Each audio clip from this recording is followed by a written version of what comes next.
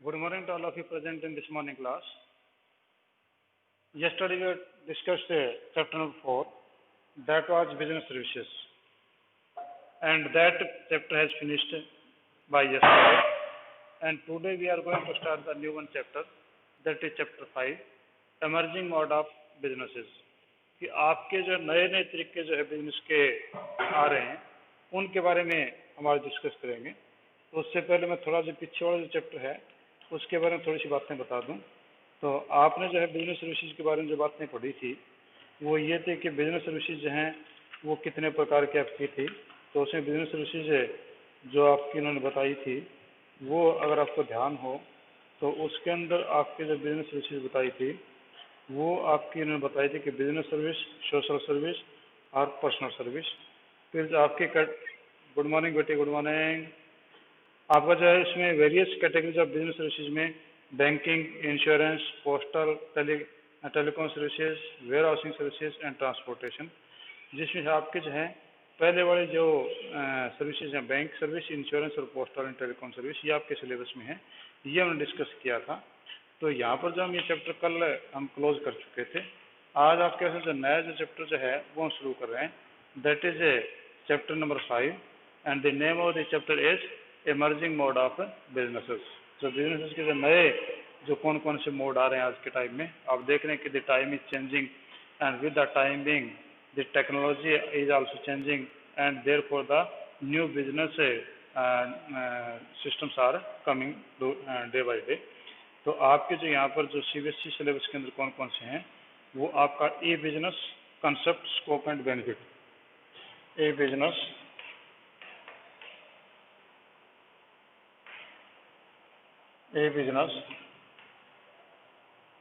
Scope and benefits, हम ये topic discuss करेंगे। सेकंड है business process outsourcing, business process outsourcing,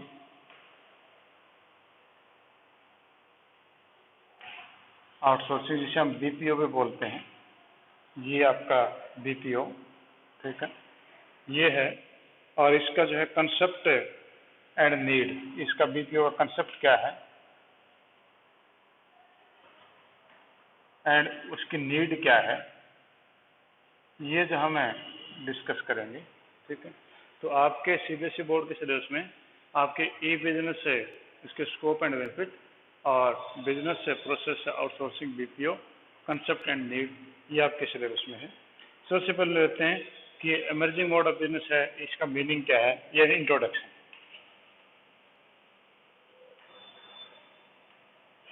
introduction हम लेते हैं। तो इंट्रोडक्शन का मतलब ये हुआ कि आपके जो है मॉडर्न ईरा जो है वो आपका ग्लोबलाइजेशन और चेंजेस इन टेक्नोलॉजी का है। In response to that business throughout the world is changing its organization way of working and use technology. Business processes are being redesigned. Means due to the globalization, due to the change in technology, the traditional business now has a need to redesign. Previous businesses you can see the shopkeeper used to come to sit there in their shop early in the morning and they sit whole of the time till the late evening, and the customer used to come to their shop and they purchase the goods and take it their houses. But now the technology has changed. Various companies due to globalization has entered in the different type of the businesses, and therefore that traditional business needs to redesign. Means उनका जो form change करना पड़ेगा, क्योंकि आज आप देख रहे हैं कि आप जो है if you want anything you will go on the internet, you will go through the Flipkart and OLX and other many say internet sites, and you will see the product on the internet and then you will order the on the site and you will receive the product in 2 or 3 days. It means the previous one traditional business where the shopkeeper used to sit in the shop and the customer go to the shop and they see the product physically and they purchase it and they pay it physically. But now the time has changed. Technology has changed so much that the customer need not to go to market and the shopkeeper need not to sit in their shop and no need of decoration of the shop and no other things are required. Only for the shopkeeper purpose, only website to be designed and all the products which he sells that are shown in the website only. And when the customer visit to that website and if he likes or if she likes the product, then he will or she will make the order and then the shopkeeper will send it to you. इसका मतलब ये हुआ कि आपकी जो पुरानी traditional दुकानें थी या पुराने जो ट्रेडिशनल प्रकार के बिजनेस हाउसेस थे उनको रीडिजाइन हो रहे वो आप देख रहे हैं इतनी बड़ी बड़ी कंपनियां हैं वॉलमार्ट है ये रिलायंस फ्रेश है इस तरह की कंपनी जो आ रही हैं और वो जो पुराने ट्रेडिशनल जो बिजनेस उनको चेंज कर रही हैं तो इसलिए आपका जो इंट्रोडक्शन में ही है कि we require the redesigning of the business क्या हमें बिजनेस की रीडिजाइनिंग की जरूरत पड़ती है और रीडिजाइनिंग में मेजर चेंज कौन से हुए हैं वो आपका जो नए बिजनेस जो आपके आए हैं वो e business e commerce and business processing outsourcing यानी ई बिजनेस आपके जो नए जो बिजनेस आए हैं वो आपका है ई बिजनेस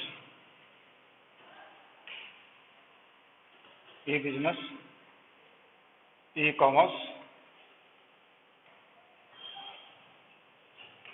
कॉमर्स और आपका जो है बीपीओ बिजनेस प्रोसेसिंग आउटसोर्सिंग ठीक है आउटसोर्सिंग बिजनेस प्रोसेस आउटसोर्सिंग ये आपके जो है अभी कुछ है 3 प्रकार के बिजनेस जो हैं वो आपके मार्केट में नए और जो आए हैं ठीक है जी अब इनका स्कोप जो आपका है ई बिजनेस का वो कितना है हाँ जी सॉरी एक मिनट उससे पहले मैं एक चीज़ छोड़ गया meaning and scope of E business आपके भी ई बिजनेस का जो है मीनिंग और स्कोप क्या है तो मीनिंग एंड स्कोप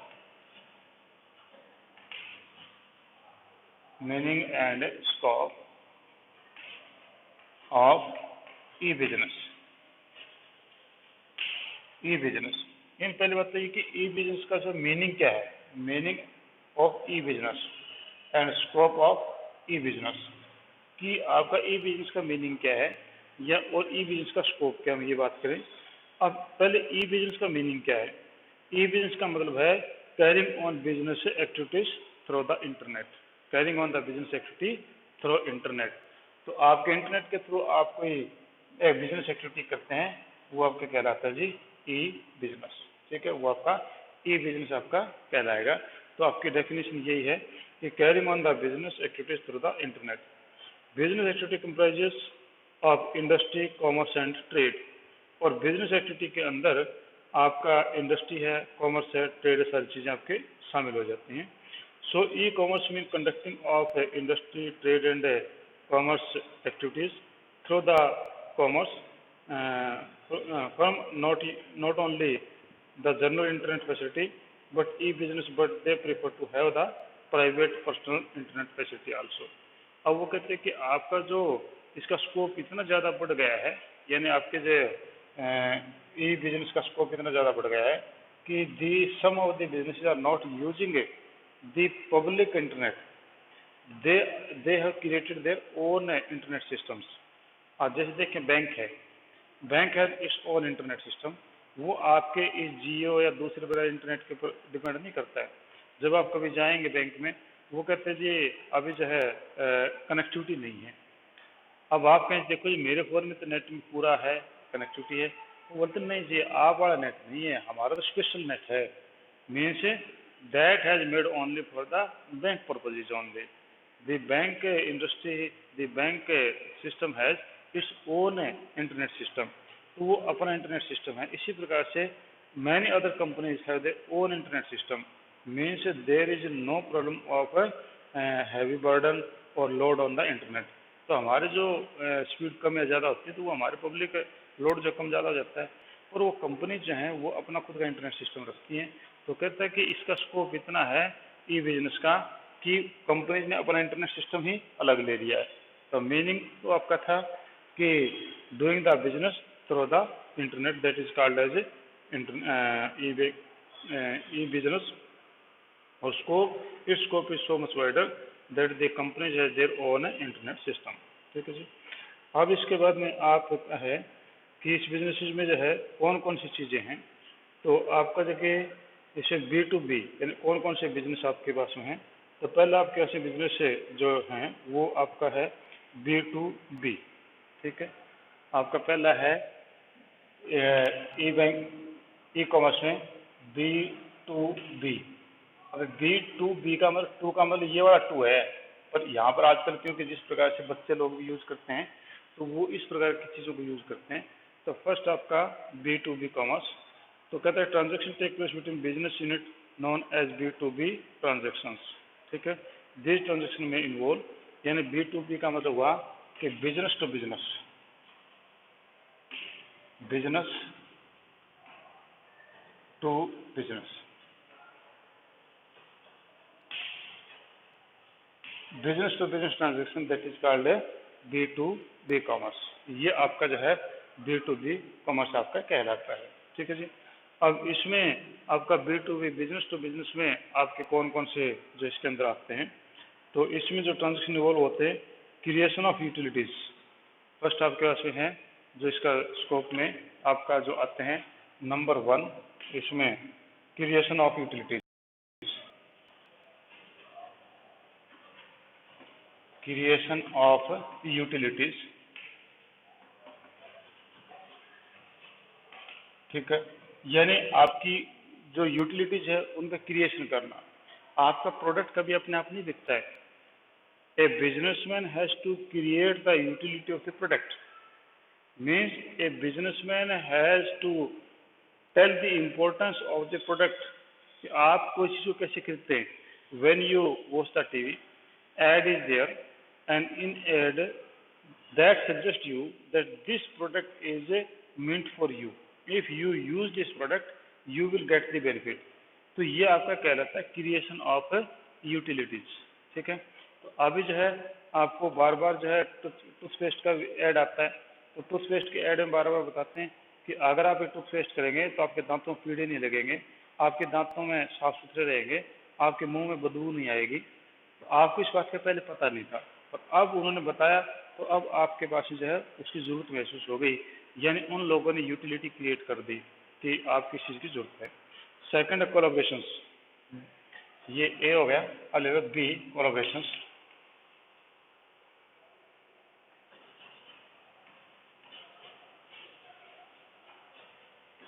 कोलैबोरेशंस कि आपके जो B2B है इसमें कोलैबोरेशन है भी आपकी जो होती है. कोलैबोरेशन तो दो कंपनियों का आपस में जुड़ जाना या कोई दो कंपनियां मिलकर कोई काम करना, तो वो आपका कोलैबोरेशन कहलाता है. तो आपका जब B2B कॉमर्स में कोलैबोरेशन भी होती है. और थर्ड आपके पास में है कॉमर्शियल नेगोशिएशंस.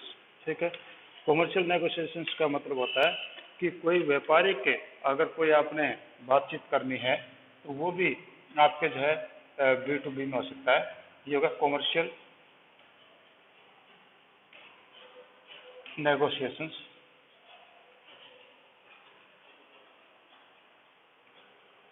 कॉमर्शियल नेगोशिएशंस होता है बातचीत करना. Means negotiations can take place also by B2B commerce. Next है inviting tenders. Means we can invite the tenders also.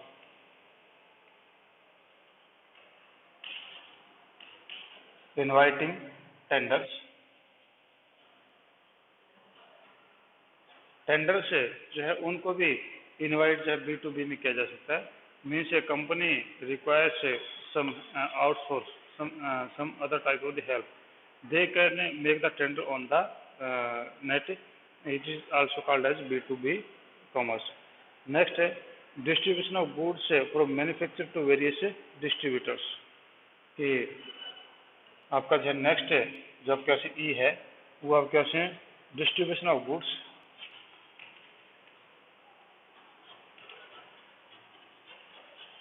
distribution of goods from manufacturer to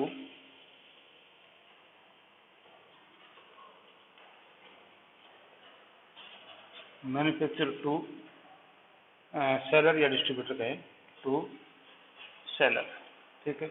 तो आप जो है इस बी टू बी कॉमर्स से आप जो गुड्स को भी आगे ट्रांसफर कर सकते हैं। तो ये आपका कहलाता है बी टू बी। यानी दोबारा फिर मैं बता दूं कि बी टू बी क्या है कि taking transaction taking place between business unit are known as B to B transaction. कि बिजनेस यूनिट्स के बीच में suppose here is the A business and here is the B business, ठीक है। इन दोनों के बीच में इंटरनेट पे जो भी ट्रांजेक्शन होंगी वह भी कहलाती है बी टू बी कॉमर्स, ठीक है। यानी आपका जो है मान लो रतन टाटा है और इधर जो आपके बिरला है, तो दोनों आपस में ये फर्में भी एक दूसरे के साथ में ई बिजनेस कर सकती है, ई कॉमर्स कर सकती है।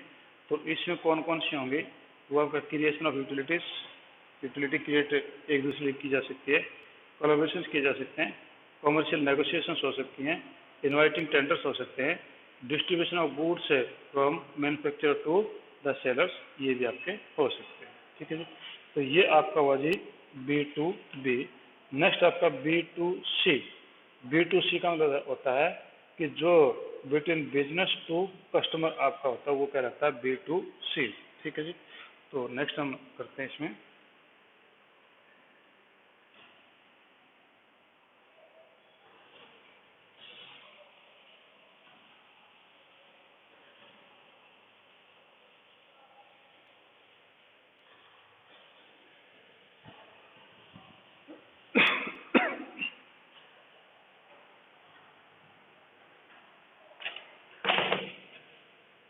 नेक्स्ट आपका बी टू सी।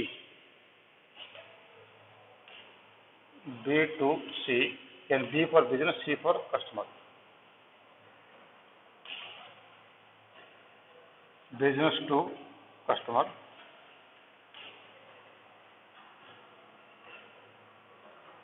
ठीक है। ये आपका बिजनेस टू कस्टमर है। इसका मतलब ये है कि बिजनेस और कस्टमर के बीच में जो बिजनेस होता है वो बी टू सी कहलाता है। The transaction taking place between business unit and customer are known as B2C transaction. B2C enable the business to remain in touch with the customers on round the clock basis. Round the clock basis का मतलब 24 घंटे means all the things are available on internet and any customer anytime can open the site and can see the products and can make the order. तो इसमें जो है round the clock के basis पे होता है कि B to C also give the scope to C to B. यहाँ पर सी टू बी यानी उल्टा कस्टमर से बिजनेस। अब कस्टमर से बिजनेस का यहाँ पर क्या मतलब हुआ कि customer can also make use of call centres setup by the companies to make toll free calls. इसमें जो है कस्टमर जो कॉल सेंटर हैं, कस्टमर जो वो कॉल कर सकता है कॉल सेंटर से जो कंपनीज ने सेटअप किए हैं फ्री टोल्स के लिए। तो यानी कहने का मतलब हुआ कि आपका बी टू सी यानी बिजनेस टू कस्टमर है और सी टू बी भी हो गया कि वापस जो कॉल भी वो कर सकता है, ठीक है जी।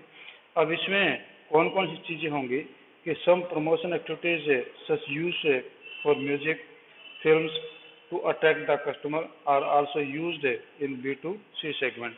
इसमें जो है आपका बी टू सी सेगमेंट में आप देखेंगे जब भी आप इंटरनेट खोलते हैं तो there are lot of advertisement and ज़्यादातर उसमें एडवर्टीजमेंट जो होते हैं वो आप देखते हैं कि आपकी फिल्म्स हैं या आपकी म्यूजिक्स हैं उनकी ज़्यादातर ये होती हैं। वैसे तो काफ़ी सारी और भी आ रही है पर ज़्यादातर जो भरमार होती है वो इन्हीं की होती है, इनके प्रमोशन की होती हैं, ठीक है। तो ये करके some promotion activities such as music films to attract the customer are also used in B to C. B to C transaction में इन्वॉल्व, तो बी टू सी में कौन कौन से ट्रांजेक्शन इन्वॉल्व होंगे।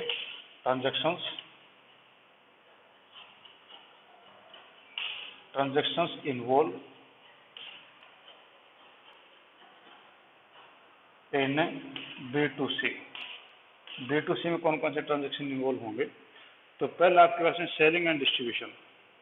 First is selling and distribution.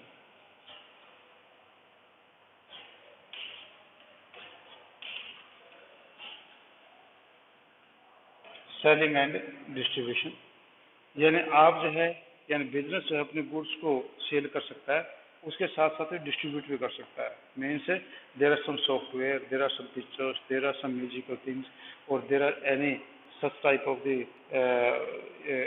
teaching aids और such type of the syllabus that can be also distributed online. तो आपका जैसे सेलिंग भी और उसके अंदर जो आपका डिस्ट्रीब्यूशन हो सकता है. After sale service, after sale service means this activity also can take place by the B2C. B2C means if you purchase any product from a company online and now it is getting the problem, you can send the complaint online and that will be removed by the company itself. तो इस प्रकार से जो है आपका ये after sale service बीच में complete हो सकता है. Promotion and other marketing activities,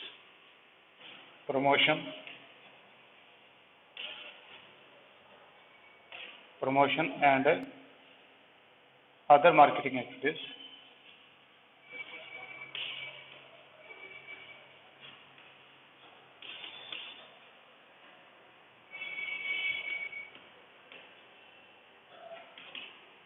promotion और अदर मार्केटिंग एक्टिविटीज. प्रमोशन का मतलब होता है किसी चीज़ को बढ़ावा देना. कि if you see an advertisement of an picture, only some parts are given there, you will see that watch that parts and you will move to the cinema. It means कि वहाँ पर क्या हुआ कि वहाँ पर तो प्रमोशन हुआ था और मार्केटिंग तो बाद में हुई क्योंकि आप वहाँ पर गए. सेकंड मार्केटिंग भी होता है. मार्केटिंग होता है छोटे मोटे प्रोडक्ट है जो which you can purchase online, जो आप ऑनलाइन खरीद सकते हैं, तो उनके लिए वर्ड आपका होगा मार्केटिंग. ठीक है. Lodging of complain by customers, lodging of complaint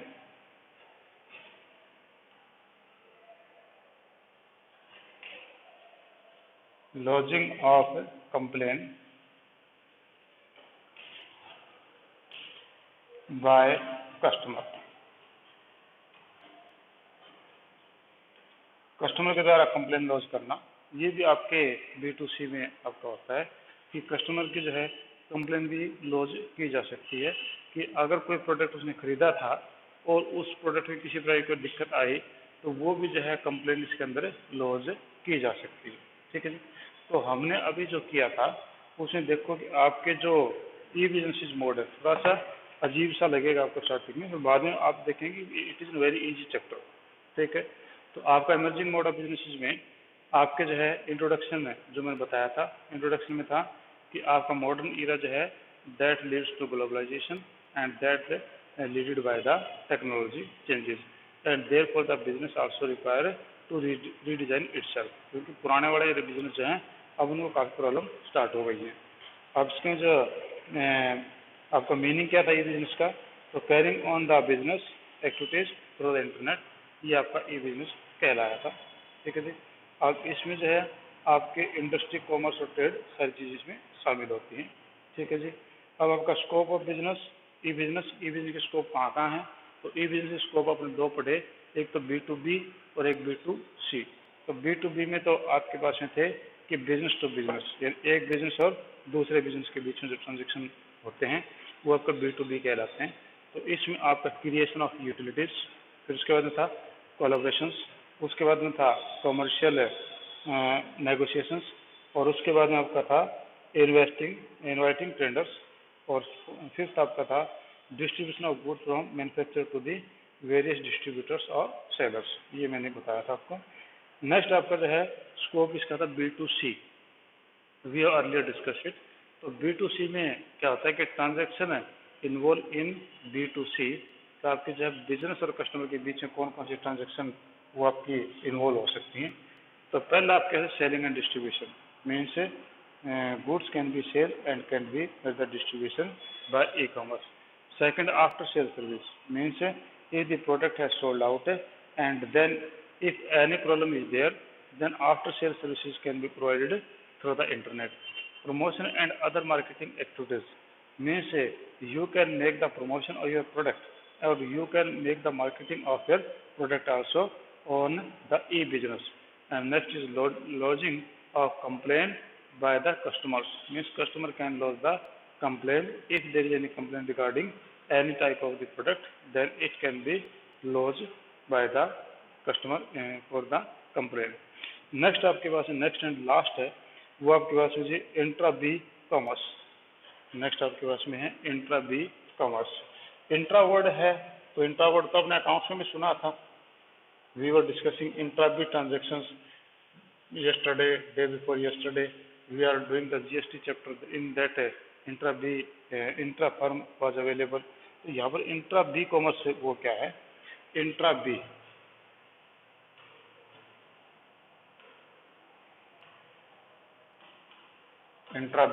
commerce, ये इंट्रा बी कॉमर्स आपका है क्या?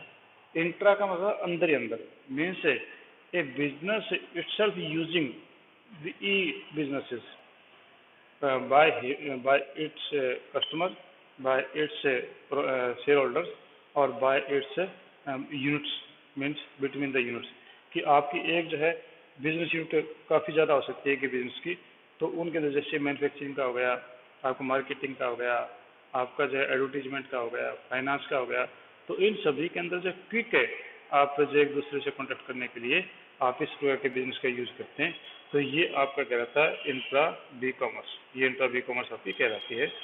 This refers the transaction between the parties और person who are part of one firm only, एक ही फर्म के पार्ट होते हैं।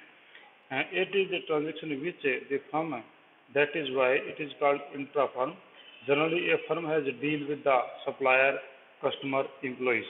तो आपके जो इसमें कौन कौन से हो सकते हैं इंट्रा बी में, जो एक पार्ट कौन कौन से हो सकते हैं, वो उसमें सप्लायर, आपके सप्लायर हो सकते हैं, ठीक है, कस्टमर्स आपके हो सकते हैं, और इसी प्रकार से इनके जो दूसरे लोग जो हो सकते हैं, तो ये आपके जो है हो गए थे आपका, एक मिनट कहाँ गुम हो गए, हाँ आपके एम्प्लॉयज हो सकते हैं, ठीक है। तो इन लोगों के साथ में ये आपका कांटेक्ट करना, ये इन लोगों का आपस में एक दूसरे के साथ कांटेक्ट करना, ये कह रहा था इंट्रा बी, ठीक है जी। तो आज हम इतना ही करते हैं। अगर कोई प्रॉब्लम इससे रिलेटेड तो आप मेरे से पूछ सकते हैं। स्टार्टिंग में आपको ये ई बिजनेस ई कॉमर्स अजीब सा लगेगा, तो उसके बाद में काफ़ी ईजी आगे वाले जगहों पर कोई दिक्कत नहीं। आज if you want to ask anything